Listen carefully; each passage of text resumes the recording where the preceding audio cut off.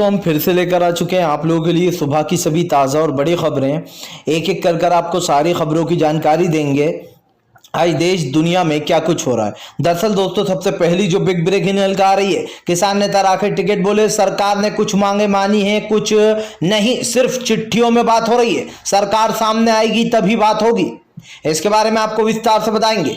वहीं पर दोस्तों अगली बिग ब्रेकिंग में हम आपको बताएंगे दोस्तों पश्चिमी यूपी में गरजे अखिलेश यादव। दोस्तों बता दें जन सैलाब आ गया। जी अखिलेश यादव की रैली में जन सैलाब आ गया, बताएंगे इसके बारे में भी।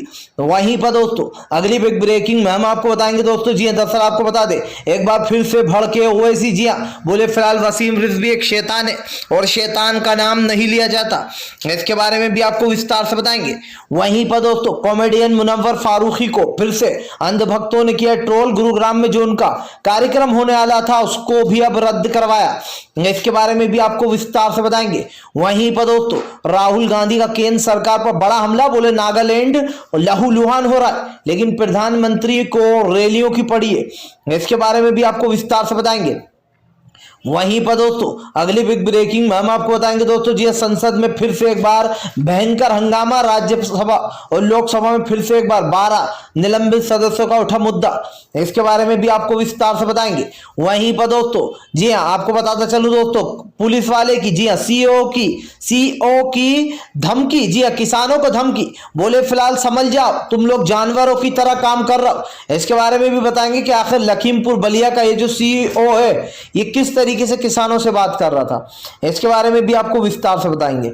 वहीं पर दोस्तों अगली बिग ब्रेकिंग में हम आपको बताएंगे, दरअसल दोस्तों आपको बता दें दिल्ली में जो है यहाँ पर किसान न जाने कब से बैठा है, लेकिन सरकार के काम पर जू तक नहीं रेंग रही थी। योगेंद्र यादव का भाजपा पर बड़ा हमला, इसके बारे में भी आपको विस्तार से बताएंगे। वहीं पर दोस्तों अगली बिग ब्रेकिंग में हम आपको बताएंगे दोस्तों, वाराणसी में एक मस्जिद को पोत दिया गया गेरुआ। दरअसल दोस्तों वाराणसी जाने वाले हैं पीएम मोदी, लेकिन उससे पहले दोस्तों एक नया विवाद खड़ा हो गया। अब एक मस्जिद को दोस्तों भगवा रंग से पोत दिया गया है, जबकि सिर्फ मस्जिद पर व्हाइट या ग्रीन कलर ही होता है। इसके बारे में आपको बताएंगे कैसे जो बवाल खड़ा हो गया है। वहीं पर दोस्तों अगली बिग ब्रेकिंग में हम आपको बताएंगे दोस्तों, जयंत चौधरी बोले भाजपा का समय आ चुका है। इस रैली में न सिर्फ किसान बल्कि हर एक देश का नागरिक शामिल है। वो बीजेपी को सत्ता से हटाना चाहता है। इसके बारे में भी आपको विस्तार से बताएंगे। वहीं पर दोस्तों अखिलेश यादव का मोदी सरकार के ऊपर बड़ा हमला। बोले धीरे धीरे कर पूरा देश बेच रही मोदी सरकार, युवाओं को नौकरी कहां से मिलेगी। इसके बारे में भी आपको विस्तार से बताएंगे। वहीं पर दोस्तों अधीर रंजन चौधरी का प्रधानमंत्री नरेंद्र मोदी के ऊपर बड़ा हमला। बोले सरकार के पास आंकड़ा ही नहीं है कि कितने किसान मरे, ये कैसी सरकार है। इसके बारे में भी आपको विस्तार से बताएंगे। तो सारी खबरें दोस्तों एक एक कर देंगे। तो चलिए दोस्तों बढ़ते हैं सबसे पहली और सबसे बड़ी खबर की ओर। दरअसल दोस्तों आपको बता दें एक बार फिर से गरजे राकेश टिकैत। बोले सरकार सिर्फ प्रेमियों की तरह चिट्ठी में बात कर रही है, चिट्ठियों में बात नहीं होने वाली। राकेश टिकैत का कहना है कि सरकार ने कुछ बातें मान ली हैं, कुछ अभी बात चल रही है। दरअसल दोस्तों राकेश टिकैत का कहना है कि सरकार सिर्फ चिट्ठियों में बात कर रही है और चिट्ठियों में बात नहीं होती। राकेश टिकैत ने कहा कि सरकार को समझ में नहीं आ रहा है कि वो किसान से किस तरीके से निपटे, इसीलिए सरकार चिट्ठियों में बातचीत कर रही है। किसान नेता राकेश टिकैत ने कहा कि जब तक सरकार किसानों की पूरी मांग नहीं मान लेती तब तक हम ये अनाउंस नहीं कर सकते कि आंदोलन कब तक चलेगा। हालांकि दोस्तों आपको बता दें आज एक और मीटिंग किसान नेताओं ने रखी है। इस मीटिंग में तय किया जाएगा आगे की रूपरेखा, आंदोलन आगे कितना आगे चलेगा या फिर खत्म होगा, जो भी होगा। इसी के साथ साथ राकेश टिकैत ने कहा कि सरकार ने किसानों के ज्यादातर मुद्दों पर अभी बात नहीं की है। हमने एक पत्र लिखा, उसके बाद सरकार ने हमें पत्र लिख दिया, बात जो है वो आमने सामने होती है। राकेश टिकैत ने कहा कि जब तक सरकार सामने बुलाकर हमें बात नहीं करेगी तब तक कुछ समझ में नहीं आएगा। वहीं दूसरी तरफ राकेश टिकैत ने कहा कि सरकार एक बात समझ ले कि उन सभी ट्रैक्टरों को जिनके ट्रैक्टरों का नुकसान हुआ है, जिनके हजारों लाखों ट्रैक्टर दोस्तों आपको बता दें अभी भी पुलिस कस्टडी में है, उन सब ट्रैक्टरों को छोड़ना होगा। जिनका नुकसान हुआ है, ट्रैक्टर बिगड़ गए, उनको नए ट्रैक्टर देना होंगे, मुआवजा देना होगा। इस तरीके की राकेश टिकैत ने बात करी है। राकेश टिकैत का कहना है कि ऐसा नहीं है कि हम आंदोलन उठाकर चल दें और बेचारे जिन लोगों के ट्रैक्टर सरकार की गिरफ्त में है, पुलिस की गिरफ्त में है, वो ट्रैक्टर छूटे ही ना। ना, और उसके बाद किसान जो है वो पूरी तरीके से बेजार हो जाए। पहले पूरी लिस्ट निकलेगी कि वो ट्रैक्टर किसके हैं, किसका कौन सा ट्रैक्टर है, और उसको जो है यहाँ पर मुआवजा दिया जाएगा अगर किसी का ट्रैक्टर की टूट फूट हुई है तो। जाहिर सी बात है दोस्तों, रॉकेट टिकट चाहते हैं कि पूरा मसला हल होने के बाद ही किसान जाए, क्योंकि दोस्तों जिन किसानों ने इस आंदोलन में साथ दिया है, ऐसा ना हो उन बेचारों का नुकसान हो जाए और उनके पास खेती करने तक को ट्रैक्टर तक ना हो। फिलहाल खैर चलिए हम बढ़ते हैं दोस्तों एक और अगली बिग ब्रेकिंग की तरफ। बता दोस्तों अगली जो बड़ी खबर निकल कर आ रही, पश्चिमी यूपी में गरजे अखिलेश यादव, बोले धीरे धीरे कर भाजपा ने पूरा देश बेच डाला, युवाओं को नौकरी कहां से मिलेगी। दरअसल दोस्तों आपको बता दें, कल मेरठ में पश्चिमी यूपी में जो है यहाँ पर अखिलेश यादव की जनसभा थी, जिसके बाद दोस्तों भाजपाइयों की आंखें फट गई। ये कोई पैसों की बुलाई हुई भीड़ नहीं थी दोस्तों, ये वो भीड़ थी दोस्तों जो कहीं ना कहीं बीजेपी को देखना भी नसीब नहीं होती होगी। इतनी भीड़ अखिलेश यादव और जयंत चौधरी के लिए आई थी। जाहिर सी बात है दोस्तों, लोग बीजेपी से छुटकारा चाहना चाहते हैं। बीजेपी जिस तरीके से उत्तर प्रदेश में हिंदू मुसलमान कर रही है, लगातार मुसलमानों को पीटा जा रहा है दोस्तों, जय श्री राम के नारे लगवाए जा रहे हैं, इससे कहीं ना कहीं जनता जो है वो काफी गुस्सा है। यही बात है जो अखिलेश यादव ने कहा कि बीजेपी धीरे धीरे कर पूरा देश बेच रही है, और अगर देश बेच दिया तो युवाओं को नौकरी कहां से मिलेगी। अखिलेश यादव ने कहा कि भारतीय जनता पार्टी धीरे धीरे कर देश के किसान और देश के आम इंसान को डराने की कोशिश कर रही है। वहीं दूसरी तरफ दोस्तों आपको बता दें, जमकर जो यहाँ पर अखिलेश ने हमला बोला। अखिलेश का कहना है कि इस बार उत्तर प्रदेश की जनता बीजेपी को उखाड़ कर फेंक देगी। बीजेपी चाहे कितनी भी कोशिश कर ले, इस बार वो सत्ता में नहीं आने वाली। दोस्तों अखिलेश यादव के इस बयान के बाद से सोशल मीडिया पर जमकर अखिलेश के इस बयान को पसंद किया जा रहा है।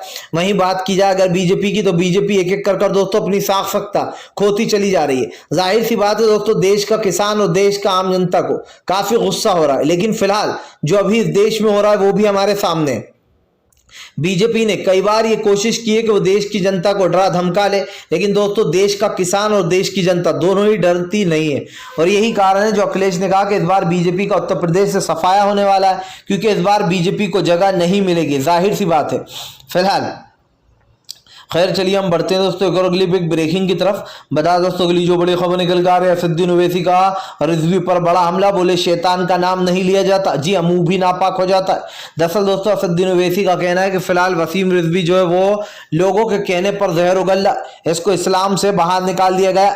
ऐसे लोग ना किसी भी धर्म के नहीं हो सकते जो सिर्फ और सिर्फ पैसे के पीछे भागते। असदुद्दीन ओवैसी ने कहा कि रिजवी को माफ नहीं किया जाएगा, इसके खिलाफ पहले से ही एक एफआईआर दर्ज है और भी एफआईआर दर्ज होंगी। असदुद्दीन ओवैसी ने साफ कर दिया कि फिलहाल वसीम रिजवी को ऐसे नहीं छोड़ा जा सकता, क्योंकि दोस्तों लगातार वसीम रिजवी मुस्लिम धर्म का अपमान कर रहा है। अभी कुछ दिन पहले 2 दिन पहले उसने बोला था कि जो मुस्लिम धर्म है यानी कि जो दोस्तों इस्लाम है वो आतंकवाद की फैक्ट्री है। अब आप समझिए दोस्तों ये किसके कहने पर कह रहा है, ये किसके कहने पर हो रहा है। ये दोस्तों आपको बता दें यति नरसिंहानंद जैसे लोगों के साथ मिलकर इस्लाम को बदनाम कर रहा है।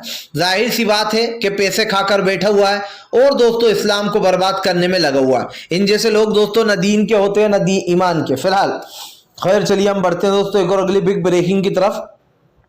बता दोस्तों अगली जो बड़ी खबर निकल कर आ रही है, एक बार फिर से दोस्तों राज्यसभा और लोकसभा में हंगामा, 12 निलंबित सदस्यों को अंदर लेने की मांग की जा रही है। दरअसल दोस्तों आपको बता दें लोकसभा और राज्यसभा का हंगामा रुकने का नाम नहीं ले रहा है। जहां एक तरफ दोस्तों राज्यसभा और लोकसभा में जो है चर्चा होना चाहिए, वहीं दूसरी तरफ आपको बता दें हंगामे हो रहा है। जाहिर सी बात है दोस्तों कि मोदी सरकार इस बार भी पूरी तरीके से इन चीजों पर ध्यान नहीं दे रही है। वो नहीं चाहती कि किसी भी मुद्दे पर चर्चा हो, सरकार सिर्फ अपनी रैलियों पर ध्यान दे रही है। आज जो देश की जनता दोस्तों बदहाली से परेशानी से गुजर रही है, उसको देखकर यह कहा जा सकता है कि फिलहाल देश की जनता में दोस्तों एक रोष, एक गुस्सा दिखाई दे रहा है। आप खुद देख लीजिए दोस्तों इस वक्त जो हो रहा है, क्या उसको भुलाया जा सकता है।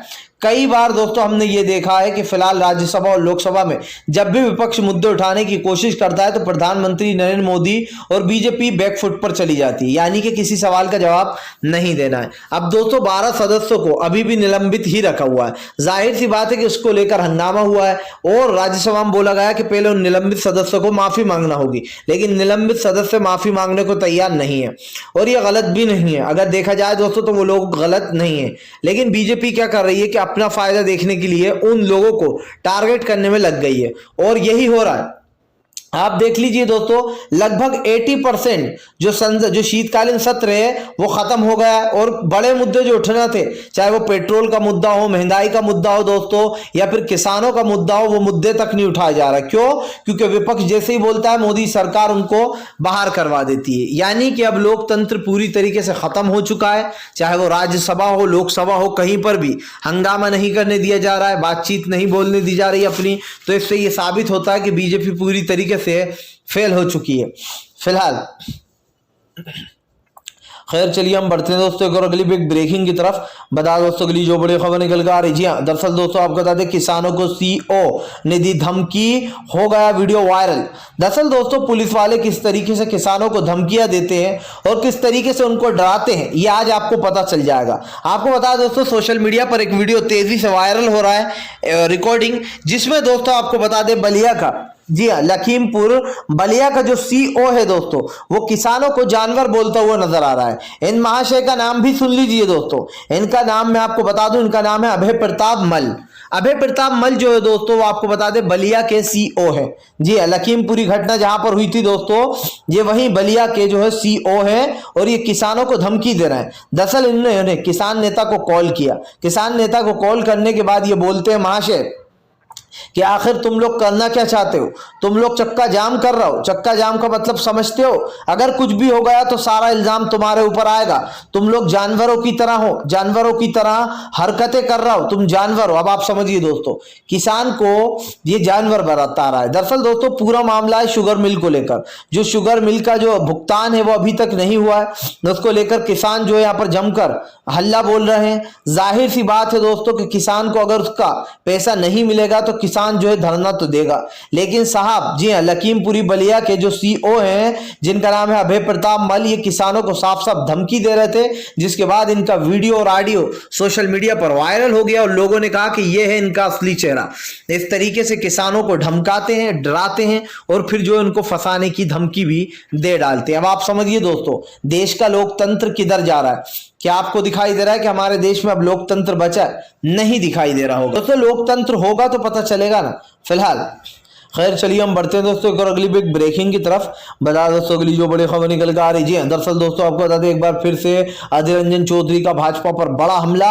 बोले फिलहाल किसानों, मृतक किसानों का डेटा ही नहीं है सरकार के पास। ये सरकार कहती है कि हमें नहीं पता कौन किसान मरा है, कितने मरे। अब आप समझिए दोस्तों, एक तरफ किसानों की शहादत हो जाती है, दूसरी तरफ जो बीजेपी के लोग हैं वो कहते हैं कि भैया हमारे पास तो डेटा ही नहीं है। आखिरकार दोस्तों ये सरकार है या फिर कुछ और है, ये सवाल उठने चाहिए। आपको बताता चलूं दोस्तों, बीजेपी पर अब कई गंभीर सवाल उठते हुए नजर आ रहा है। इसका एक कारण यह भी है दोस्तों कि लगातार बीजेपी जो है यहां पर इन चीजों से छुटकारा पाने की कोशिश कर रही है। जब सवाल पूछा गया बीजेपी से तो भैया बीजेपी के लोगों ने कह दिया कि इस मामले में हमें तो कुछ नहीं पता है। यानी कि दोस्तों देश में एक तरीके का नफरती माहौल बनाया जा रहा है। देश में जिस तरीके की चीजें की जा रही हैं उसको लेकर आम जनता पहले से ही गुस्सा थी। लेकिन अब आप समझिए, सरकार कहती है कि किसान जितने भी मरे उनका डेटा नहीं है, जिसके बाद अधीर रंजन चौधरी ने कहा कि कांग्रेस उनको डेटा सौंपने को तैयार है। बीजेपी बहाने मार रही है, बीजेपी के पास कोई भी सबूत नहीं है कि उसके पास डेटा नहीं है। अधीर रंजन चौधरी ने कहा कि जिन लोगों की मृत्यु होती है उन लोगों का डेटा होता है सरकार के पास। लेकिन अधीर रंजन चौधरी ने कहा कि ये ऐसी पहली सरकार है जिसके पास कोरोना में हुए मरीजों की जो मौतें हुई है दोस्तों लाखों की तादाद में, ना ही उनका डेटा है और ना ही 702 किसान जो कि शहीद हो गए दोस्तों इस किसान आंदोलन में, ना ही उनका डेटा है। अब आप समझिए सरकार क्या कर रही है दोस्तों और सरकार को क्या करना चाहिए, ये आप अच्छे से समझ सकते हैं फिलहाल। खैर चलिए हम बढ़ते हैं दोस्तों एक और अगली बिग ब्रेकिंग की तरफ। बता दोस्तों अगली जो बड़ी खबर निकल कर आ रही। जी हाँ, दरअसल दोस्तों आपको बता दें एक बार फिर से जो है यहाँ पर बड़ा कुठे शोले। दरअसल दोस्तों वाराणसी की एक मस्जिद को दोस्तों गेरुआ रंग से पोत दिया गया है। अब आप समझिए दोस्तों, जैसे ही उत्तर प्रदेश के चुनाव आ रहे हैं वैसे ही भारतीय जनता पार्टी अपनी मनमानी करती जा रही है दोस्तों। मनमानी के साथ साथ दोस्तों भारतीय जनता पार्टी एक तरीके से कह सकते हैं कि बदला ले रही है मुसलमानों से और हिंदू मुसलमान कर दंगे भड़का कर अपनी राजनीति चमकाना चाह रही है। दरअसल दोस्तों आपको बहुत पता होगा कि प्रधानमंत्री नरेंद्र मोदी वाराणसी के दौरे पर जाने वाले हैं। वाराणसी क्या है दोस्तों? वाराणसी वो मोदी जी का गढ़ माना जाता है। अब वाराणसी का जो दोस्तों आपको बता दें, वाराणसी जो विकास केंद्र है उसने बिना मस्जिद की इजाजत के दोस्तों आपको बता दें मस्जिद को गेरुआ पुतवा दिया। यानी कि दोस्तों जो भगवा रंग होता है जो मंदिरों का होता है, बेसिकली मस्जिद में सिर्फ ग्रीन कलर या फिर दोस्तों सफेद कलर से ही आप मस्जिद को पोत सकते हो, ये मुस्लिम समुदाय का कहना है।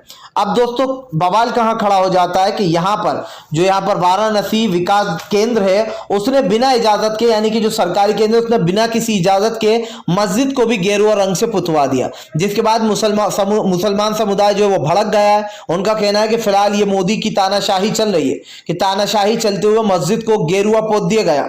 इसके बाद दोस्तों आपको बता दें, जब लोगों को पता चला, जब हो हल्ला मचा, तो मस्जिद को प्रशासन ने, जो वाराणसी का विकास केंद्र उसने वापस से ये ऑर्डर दिया कि मस्जिद को व्हाइट पोता जाए। अब मस्जिद दोस्तों वापस से व्हाइट पोती जा रही है, लेकिन दोस्तों अब बात पुताई की नहीं रह गई है, अब बात रह गई है दोस्तों इंसानियत की। आप समझिए, एक धर्म को परेशान करने के लिए, टारगेट करने के लिए मस्जिद को जो है मंदिर के कलर से पोत दिया जाता है, यानी कि गेरुआ रंग से, भगवा रंग से बेसिकली बात। और दोस्तों आप समझ सकते हैं कि ये हिंदू भाइयों का रंग है।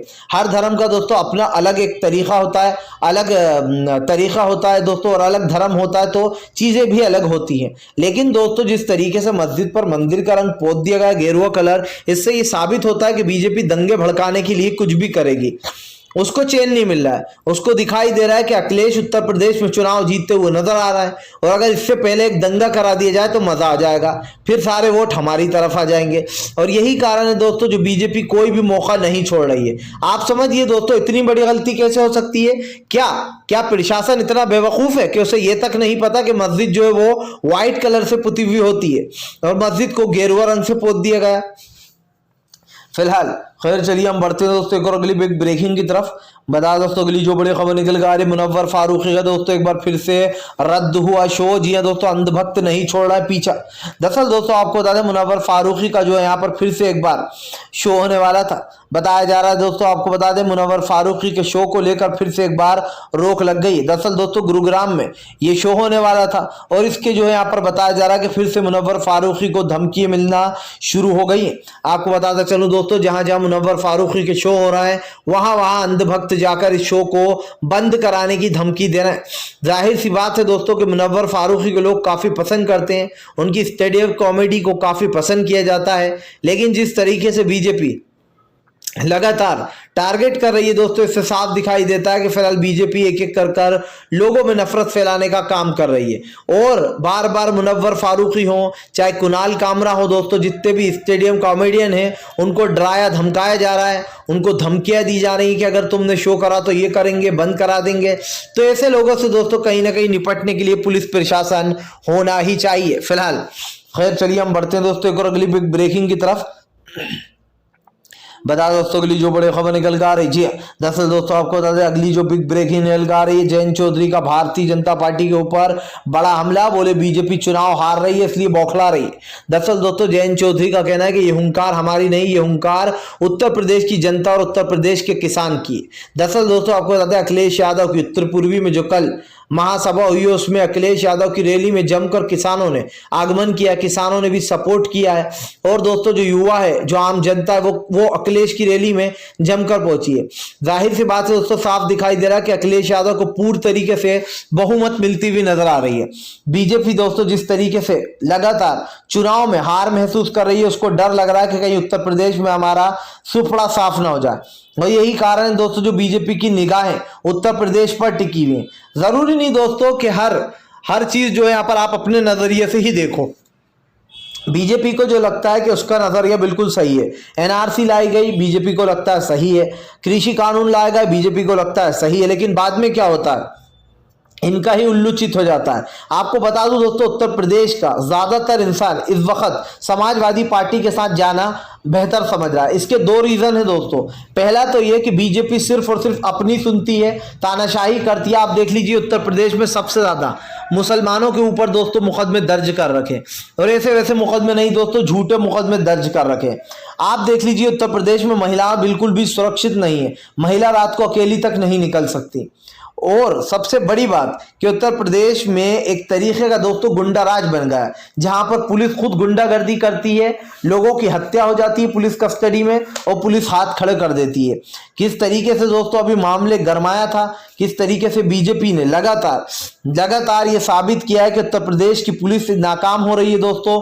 न सिर्फ महिलाओं को बचाने में बल्कि जिन लोगों को पकड़ती है पुलिस उन्हीं का कस्टडी मौत हो जाती है। अब अल्ताफ जो था उसकी हुई थी, तो वो मामला भी कहीं ना कहीं दबाया गया है। फिलहाल अगर आप भी शांतिपूर्ण ढंग से पीएम की इन सभी गलत नीतियों का दिल से विरोध करते हो और आप मानते हो कि सरकार सिर्फ एक तानाशाह सरकार है, इसको तत्काल में अपना इस्तीफा दे देना चाहिए, तो इस वीडियो को ज्यादा से ज्यादा शेयर कीजिए, लाइक कीजिए और अगर आप हमारे चैनल पे पहली बार आए तो सब्सक्राइब करने के साथ साथ पास में एक घंटी आएगी, उसको जरूर दबा दें।